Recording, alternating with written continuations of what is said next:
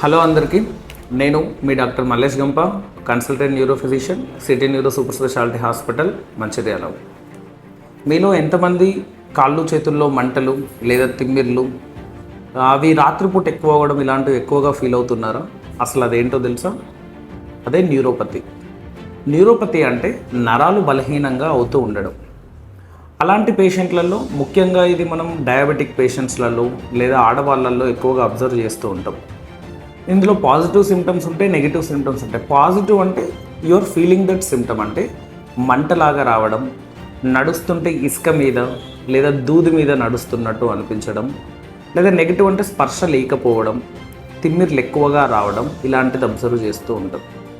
మన నరాలు ఏవైతే ఉన్నాయో శరీరంలో అవి బలహీనపడుతూ ఉండడం వల్ల ఇలాంటి చేంజెస్ అబ్జర్వ్ చేస్తూ ఉంటాం.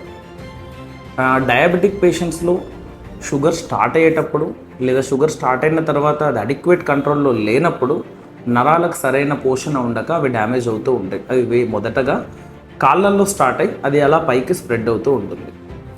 అలానే వైటమిన్ B12 డెఫిషియన్సీ ఉన్నప్పుడు కూడా సిమిలర్ కైండ్ ఆఫ్ సిమ్టమ్స్ని ఫేస్ చేస్తూ ఉంటుంటారు.